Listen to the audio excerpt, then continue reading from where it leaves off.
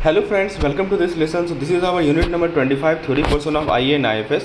So in this lesson we are going to discuss our lecture on NBFCs, non banking financial company. चलिए शुरुआत करते हैं। सबसे पहले देखते हैं दोस्तों कि नॉन बैंकिंग फाइनेंशियल कंपनी होती क्या है। आइए एक एक पॉइंट को ध्यान से समझते हैं दोस्तों, ताकि आपका कंसेप्ट क्लियर हो। दोस्तों BFSI एक टर्म है। BFSI का मतलब banking, financial service and insurance. ये एक सेक्टर होता है जो कि डील करता है फाइनेंशियल ट्रांजैक्शन, प्रोडक्ट और सर्विस से रिलेटेड। NBFC दोस्तों नॉन बैंकिंग फाइनेंशियल कंपनीज होती है जो कि सेक्टर में ऑपरेट होती है। ये क्रूशियल रोल प्ले करती है फाइनेंशियल सर्विस प्रोवाइड करने में लोगों को और बिजनेसेस को जो कि बैंकिंग सर्विस एक्सेस नहीं कर सकते, जैसे Bajaj Finserv, Muthoot finance, Shriram transport finance, ये सभी वेल नोन NBFC हैं भारत में। दोस्तों NBFC बहुत सारे फाइनेंशियल प्रोडक्ट और सर्विसेज देती है जो कि बिजनेस यूज़ कर सकती है फंड रेज के लिए। जैसे कि बैंक जैसा नहीं होती NBFC को दोस्तों स्ट्रिक्ट बैंकिंग रेगुलेशन फॉलो करने की रिक्वायरमेंट नहीं है, जो कि उनको ज़्यादा फ्लेक्सिबिलिटी देती है अपने लैंडिंग प्रैक्टिस में।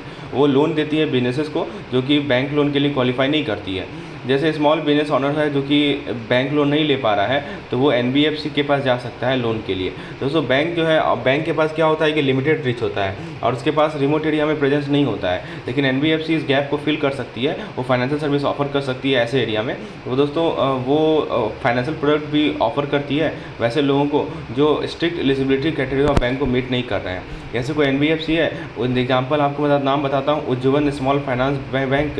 ये फाइनेंशियल प्रोडक्ट ऑफर करती है उन लोगों को जो रिमोट एरिया में रह रहे हैं, इनके पास बैंकिंग सर्विस का एक्सेस नहीं है। दोस्तों NBFC फाइनेंशियल प्रोडक्ट ऑफर करती है और वैसे लोगों को जो वीकर सेक्शन ऑफ सोसाइटी में बिलोंग करते हैं। इससे क्या होता है कि इंक्लूसिव इकोनॉमी बनता है, जहाँ पे सभी के पास फाइनेंशियल सर्विस का एक्सेस होता है। जैसे आपको मैं एग्जाम्पल बताऊँ, जन लक्ष्मी फाइनेंशियल सर्विस ये फाइनेंशियल प्रोडक्ट ऑफर करती है जो economic weaker section of the society है उनको। तो ये भी ये सब दोस्तों मैं आपको समझा रहा हूँ कि क्या क्या इंपॉर्टेंस है हमारे NBFC का। फिर दोस्तों बताया जा रहा है NBFC एक कंपनी होती है जो कि रजिस्टर्ड होती है कंपनीज एक्ट के अंतर्गत, और वो इंगेज होती है बहुत सारे फाइनेंशियल एक्टिविटीज़ में। वो लोन दे सकती है दोस्तों, वो सिक्योरिटीज़ को एक्वायर कर सकती है, एसेट को लीज दे सकती है, इंश्योरेंस प्रोवाइड कर सकती है, और क्या कर सकती है दोस्तों, उसके बाद दोस्तों वो चिट फंड भी ऑपरेट कर सकती है। जैसे बजाज फिनसर्व जो है एक NBFC है जो कि लोन देती है, इंश्योरेंस ऑफर करती है, दूसरे फाइनेंशियल प्रोडक्ट देती है। श्रीराम ट्रांसपोर्ट फाइनेंस NBFC है जो कि लोन देती है कमर्शियल व्हीकल के लिए। चलिए अब हम लोग नेक्स्ट स्लाइड पे आते हैं। अब देखते हैं क्या बताया जा रहा है दोस्तों। BFSI सेक्टर मैंने आपको बताया, ठीक है, BFSI सेक्टर का इंपॉर्टेंस मैंने आपको समझाया। चलिए उसके बाद दोस्तों यहाँ पे क्या बता रहा है कि NBFC BFSI मैंने आपको बता दिया दोस्तों। उसके बाद NBFC लोन दे सकती है, दूसरे फाइनेंशियल प्रोडक्ट दे सकती है बिजनेसेस को, ठीक है, जो कि फाइनेंस बैंक से नहीं ले पा रहे हैं। फिर NBFC जो है रिमोट एरिया में ऑपरेट हो सकती है, एग्जाम्पल मैंने बताया दोस्तों। NBFC जो है फाइनेंशियल प्रोडक्ट देती है वैसे लोगों को जो कि वीकर सेक्शन से बिलोंग करते हैं। NBFC रजिस्टर्ड होता है कंपनीज एक्ट में, सब पॉइंट मैंने बताया। लेकिन दोस्तों NBFC बैंकिंग फाइनेंशियल कंपनीज है, मतलब कि वो जो है कोर बैंकिंग फंक्शन को परफॉर्म नहीं कर सकती, जैसा कि कस्टमर से डिपॉजिट एक्सेप्ट करना, कस्टमर से डिपॉजिट नहीं एक्सेप्ट कर सकती। और फिर NBFC जो है बैंक से डिफरेंटली ऑपरेट होती है, इनका डिफरेंट रिस्क होता है इनके बिजनेस ऑपरेशन का, इसीलिए सेपरेट रेगुलेटरी फ्रेमवर्क का जरूरत था ताकि आप NBFC को रेगुलेट कर सकें। अब हम लोग नेक्स्ट स्लाइड पे आते हैं, क्योंकि मैक्सिमम पॉइंट मैंने पिछले स्लाइड का पहले ही आपको बता दिया है। So now let's move to the next slide. दोस्तों 1997 में क्या हुआ कि RBI को अमेंड किया, इसमें चैप्टर 3 भी ले आया जो कि RBI को लिमिटेड अथॉरिटी देता है ताकि कंपनीज को रेगुलेट कर सके जो कि पब्लिक से डिपॉजिट एक्सेप्ट करती है। मतलब NBFC जो पब्लिक से डिपॉजिट एक्सेप्ट करेगी उसे कंप्लाई करना पड़ेगा RBI का रेगुलेशन का। जैसे महिंद्रा फाइनेंशियल सर्विस है, वो पब्लिक से डिपॉजिट एक्सेप्ट करती है, उसे कंप्लाई करना पड़ेगा रेगुलेशन जो RBI सेट की है अंडर चैप्टर 3 भी। दोस्तों फिर बताया जा रहा है कि 1970s तो जाम एस राज स्टडी ग्रुप, ठीक है, it is James, sorry not jam, it is James. तो जेम्स एस राज स्टडी ग्रुप दोस्तों कब कंडक्ट किया गया था? तो this study group was conducted in 1970s। एक कमेटी था दोस्तों जो कि सेटअप किया गया 1970 में, ताकि वो NBFC के रेगुलेशन को देख सके। उसने रिकमेंड किया कि हायर परचेजिंग और लीजिंग, आपने पढ़ा होगा दोस्तों, ये हमारा आगे का टॉपिक है, 39 यूनिट में आप पढ़ेंगे। तो हायर परचेजिंग और लीजिंग कंपनी जो है डिपॉजिट एक्सेप्ट कर सकती है एक लिमिट तक, और लिक्विड एसेट को मेंटेन कर सकती है गवर्नमेंट सिक्योरिटी के फॉर्म में। जैसे एक NBFC है श्रीराम ट्रांसपोर्ट फाइनेंस कंपनी, जो कि प्राइमरली ऑपरेट होती है हायर परचेजिंग और लीजिंग स्पेस में। वो डिपॉजिट एक्सेप्ट कर सकती है एक सर्टेन लिमिट तक और मेंटेन कर सकती है लिक्विड एसेट को गवर्नमेंट सिक्योरिटी के फॉर्म में। ठीक है। फिर दोस्तों जो बताया जा रहा है कि जो 1980 से 1990 के बीच का जो पीरियड है, इसमें रैपिड इंक्रीज हुआ नंबर ऑफ एनबीएफसीज भारत में। ऐसा इसलिए दोस्तों कि बहुत सारे फैक्टर्स है, जैसे हमारा इकोनॉमी लिबरलाइज हुआ, नए इंडस्ट्री का ग्रोथ हुआ, ऑटोमोबाइल इंडस्ट्री का जो ग्रोथ हुआ था इंडिया में, इस कारण से क्या हुआ, बहुत सारे एनबीएफसी आए जो कि फाइनेंसिंग देते हैं कार परचेजिंग में या दूसरे व्हीकल परचेजिंग में।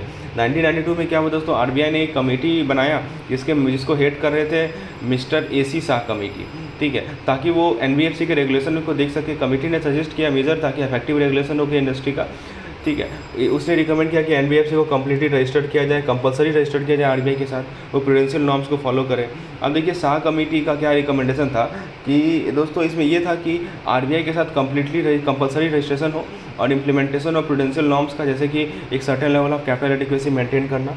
फिर दोस्तों 1997 में बता रहा है कि आरबीआई ने सिग्निफिकेंट चेंजेस लाए जो रेगुलेशन थे एनबीएफसी को गवर्न कर रहे थे। इस चेंजेस के अंदर दोस्तों जैसे कोर इन्वेस्टमेंट कंपनीज का कंसेप्ट आया, CICs का कंसेप्ट आया, फिर एनबीएफसी को क्रेडिट रेटिंग लेने का रिक्वायरमेंट आया, ठीक है। तो ये सभी चेंजेस लाए गए। उसके बाद दोस्तों आप बात करते हैं कि कैसे एनबीएफसी इवॉल्व हुआ भारत में। तो सबसे पहले एनबीएफसी जो है सेटअप किया गया था ताकि फाइनेंशियल सर्विस प्रोवाइड कर सके उन लोगों को जो ये सर्विस बैंक से नहीं ले पाते हैं। जैसे मान लीजिए कि कोई पर्सन रिमोट लोकेशन में रह रहा है जहाँ पे बैंक का ब्रांचेज ही नहीं है, तो एनबीएफसी के पास जाता है फाइनेंशियल सर्विस के लिए। तो ये सबसे बड़ा ऑब्जेक्टिव था एनबीएफसी को सेटअप करने का, ठीक है। चलिए, तो ये आपको समझ में आया। उसके बाद दोस्तों नेक्स्ट पॉइंट में क्या बताया जा रहा है, let us see the next point, what have been explain in the next point. Next point में आपको बताया जा रहा है कि जब एनबीएफसी स्टार्ट हुए तो उनका लिमिटेड था tyre of the financial service जो कि ऑफर करते हैं। तो एनबीएफसी क्या करते थे, पैसा कलेक्ट करते थे फिक्स डिपॉजिट के फॉर्म में और उस पैसे को यूज़ करते थे लीजिंग के लिए, ठीक है। पहले वो एफडी के फॉर्म में पैसा कलेक्ट करते थे और उसको यूज़ करते थे लीजिंग ऑपरेशन के लिए किसी भी बड़े बड़े इंडस्ट्रियल फर्म का। जैसे एनबीएफसी क्या करता था, मशीनरी खरीदता था और उसे लीज कर देता था किसी कंपनी को जिसको ज़रूरत है। जब एनबीएफसी पहले स्टार्ट हुआ था तो उसको रेगुलेट करता था कंपनीज एक्ट, जो कि सेट आउट करता था legal framework for the operation of companies in India. जैसे एनबीएफसी ज़्यादा कॉम्प्लेक्स फाइनेंशियल सर्विस देने लगे तो ये क्लियर हो गया कि उनको सेपरेट रेगुलेशन चाहिए, गाइडलाइन चाहिए ताकि इंश्योर कर सके कि वो सेफ इन्वायरमेंट में ऑपरेट हो सके। तो 1990 में इंडियन गवर्नमेंट ने नया गाइडलाइन लाया ताकि सुपरवाइज कर सके एनबीएफसी को। इस गाइडलाइन सेट आउट किया रिक्वायरमेंट कि एनबीएफसी जो है कुछ फॉलो करेगी सेफली एंड इफेक्टिवली। जैसे गाइडलाइन में ये था दोस्तों कि एनबीएफसी को मेंटेन करना है एक सर्टेन अमाउंट ऑफ कैपिटल ताकि उनके पास सर्टेन लेवल ऑफ लिक्विडिटी हो, ठीक है। अब दोस्तों ये पॉइंट मैंने आपको पहले ही बता दिया है तो उसको मैं स्किप कर रहा हूँ। I think we have discuss. अब बात करते हैं कि एनबीएफसी का क्या रोल है इन promoting inclusive growth in India, इसको समझते हैं। तो 1997 में दोस्तों आरबीआई ने इंट्रोड्यूस किया रेगुलेशन ताकि ये श्योर कर सके कि एनबीएफसी जो है सेफ और ट्रांसपेरेंट मैनर में ऑपरेट हो और जो कस्टमर का इंटरेस्ट है उसको प्रोटेक्ट करे जो उनके सर्विस को यूज़ कर रहे हैं। तो ये 1997 में आरबीआई एक रेगुलेशन आया था, ठीक है। अब जब इस रेगुलेशन के बारे में मैं आपको बताता हूँ बेसिकली क्या है कि इसमें बताया जा रहा है कि आपको कि आरबीआई ने रेगुलेशन लाया था कब 1997 में। जैसे रेगुलेशन में ये लिखा हुआ था कि एनबीएफसी को एक certain level of capital maintain करना है, अपने फाइनेंशियल स्टेटमेंट को रेगुलरली डिस्क्लोज करना है, ठीक है, और दूसरे रिक्वायरमेंट को मीट करना, ये भी लिखा हुआ है। फिर दोस्तों रेगुलेशन जब इंट्रोड्यूस कर दिया गया उसके बाद एनबीएफसी जो है अपने फाइनेंशियल सर्विस के टर्म में ग्रो होने लगे। किस तरह के फाइनेंशियल इंस्ट्रूमेंट ऑफर करेंगे, वो यूज करेंगे, टेक्नोलॉजी इनोवेशन वो अडॉप्ट करेंगे। कुछ एनबीएफसी जो है मोबाइल बेस्ड फाइनेंशियल सर्विस देने लगे जैसे कि लोन और पेमेंट। ये दूसरे जो है आर्टिफिशियल इंटेलिजेंस को यूज़ करने लगे, मशीन लर्निंग को यूज़ करने लगे ताकि लैंडिंग डिसीजन को ले सकें। दोस्तों एनबीएफसी ने इंपॉर्टेंट रोल प्ले किया ताकि फाइनेंशियल सर्विस को प्रोवाइड कर सके उन लोगों को जो कि रूरल और सेमी अर्बन एरिया में रहते हैं जहाँ पे ट्रेडिशनल बैंक का ब्रांच नहीं है। जैसे एनबीएफसी ऑपरेट कर रहे हैं, लोन ऑफर कर रहे हैं स्मॉल बिजनेस ऑनर को रूरल एरिया में जिनको इक्विपमेंट लेना है अपने बिजनेस को एक्सपेंड करने के लिए। इससे क्या होगा, बिजनेस ग्रो होगा, जॉब क्रिएट होगा उस एरिया में, ठीक है। इसी इंक्लूसिव ग्रोथ कहा गया है। दोस्तों फिर नेक्स्ट पॉइंट को देखते हैं। बताया जा रहा है आपको कि एनबीएफसी सक्सेसफुल हुए हैं कि वो फाइनेंशियल नीड ऑफ पीपल को सर्व कर पा रहे हैं जो कि बैंक नहीं कर पा रही है, और इस तरह से दोस्तों वो उनके फाइनेंशियल रिक्वायरमेंट को समझ पा रहे हैं जो कि रिमोट लोकेशन में रह रहे हैं, ठीक है। दोस्तों फिर नेक्स्ट पॉइंट में है कि एनबीएफसी जो है कंपटीशन प्रोवाइड करती है बैंक को, जिससे क्या होता है कि सर्विस का क्वालिटी जो ऑफर किया जा रहा है कस्टमर को वो इंप्रूव होता है। जब कंपटीशन बढ़ेगा तो सर्विस क्वालिटी इंप्रूव होगा, ठीक है। इस कंपटीशन के कारण एफिशिएंसी इंप्रूव होता है फाइनेंशियल सिस्टम का। एनबीएफसी सिग्निफिकेंट रोल प्ले करते हैं दोस्तों फाइनेंशियल इंक्लूजन ऑब्जेक्टिव को मीट करने का। ये फाइनेंशियल सर्विस प्रोवाइड करते हैं, मैंने आपको पहले ही बताया है, ये फाइनेंशियल सर्विस प्रोवाइड करते हैं वीकर सेक्शन को, वीकर पीपल को। फिर दोस्तों एमएफआई के बारे में बताया जा रहा है। एमएफआई यानी कि माइक्रो फाइनेंस इंस्टीट्यूशन, भी वैसे इंस्टीट्यूशन होते हैं दोस्तों जो कि फाइनेंशियल सर्विस प्रोवाइड करते हैं वैसे लोगों को जो कि बैंक के द्वारा सर्विस नहीं किए जाते हैं। एमएफआई के अंदर एनबीएफसी आते हैं जो कि सक्सेसफुल हैं financial need of the unbank people को सर्व करने के लिए रूरल और सेमी अर्बन एरिया में। दोस्तों एमएफआई का स्ट्रॉन्ग लिंकेज होता है ग्रास रूट लेवल पे, जिससे क्या होता है कि इफेक्टिवली सर्व कर सकते हैं पॉपुलेशन के सेगमेंट को, उनको डीप अंडरस्टैंडिंग होता है financial needs and requirement of the people in rural and urban and semi urban area, जिससे वो प्रोडक्ट डिज़ाइन कर सकते हैं जो कि सुटेबल होता है इस सेगमेंट के लिए। जो MFI होते हैं दोस्तों, उनका इस्टेब्लिश होता है एक close relationship with the communities they serve, जिससे वो ट्रस्ट और को बिल्ड कर सकते हैं। फिर दोस्तों नेक्स्ट स्लाइड पे चलते हैं। बताया जा रहा है कि आपको कि यदि NBFC कोलैबोरेशन में काम करे बैंक के साथ, ऑर्गेनाइजेशन के साथ, तो ग्रास रूट लेवल पे तो इससे बहुत सारे लोगों को हेल्प मिलेगी, फाइनेंशियल सर्विस मिलेगी और फाइनेंशियल इंक्लूजन में कंट्रीब्यूट करेगा यदि NBFC बैंक के साथ जो है मर्ज होकर काम करे, मतलब एक साथ कोलैबोरेशन में काम करे, right. So this will be very much useful at the grass root level. फिर दोस्तों बताया जा रहा है कि NBFCs का इकोनॉमिक डेवलपमेंट में बहुत ही कंट्रीब्यूशन है। कैसे? वो फाइनेंशियल सर्विस प्रोवाइड करती है वैसे लोगों को जो कि प्रीवियसली बैंकिंग सिस्टम से एक्सक्लूड किए गए थे। तो जो लोग पहले प्रीवियसली बैंकिंग सिस्टम से एक्सक्लूड किए गए थे उनको फाइनेंशियल सर्विस देती है। दोस्तों बताया जा रहा है कि NBFCs ने फाइनेंशियल सर्विस दिया है उन लोगों को जो कि प्रीवियसली एक्सक्लूड किए थे बैंकिंग सिस्टम से। दोस्तों बताया जा रहा है कि NBFC और बैंक जो है एक साथ काम करें ताकि फाइनेंशियल सर्विस दे लोगों को। NBFC फोकस करे क्रेडिट टू द सेक्टर, जो कि बैंक इंटरेस्टेड नहीं है और उसके पास कैपेसिटी नहीं है रीच करने का। जैसे NBFC loan they small and medium enterprise को, लेकिन बैंक फोकस करे लोन लार्ज कॉर्पोरेट को देने में। तो इस प्रकार से NBFC और बैंक एक साथ मिलकर काम कर सकती है। दोस्तों बताया जा रहा है कि NBFC जो है इनोवेटिव मेथड को यूज़ करती है ताकि फाइनेंशियल सर्विस प्रोवाइड कर सके उन लोगों को जो कि प्रीवियसली बैंकिंग सिस्टम से इंक्लूडेड थे। NBFC टेक्नोलॉजी यूज़ करती है। आइए नेक्स्ट पॉइंट में देखते हैं NBFC के रेगुलेटर्स कौन कौन से हैं।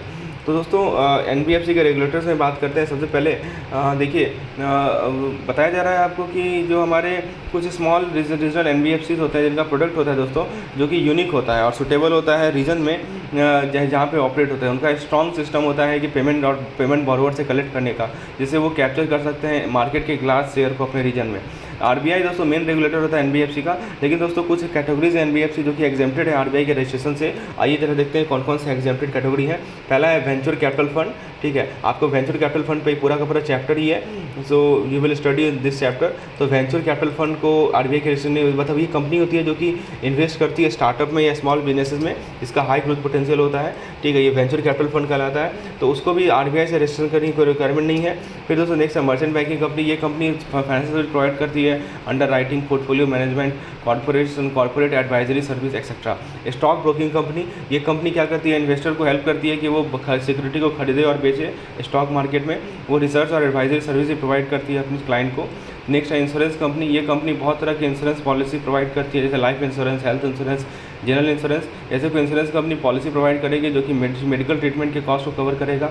निधि कंपनी म्यूचुअल बेनिफिट सोसाइटी होती है जो कि प्लेटफॉर्म प्रोवाइड करती है मेंबर को कि वो मनी को सेव करे, बोरो करे एक दूसरे से।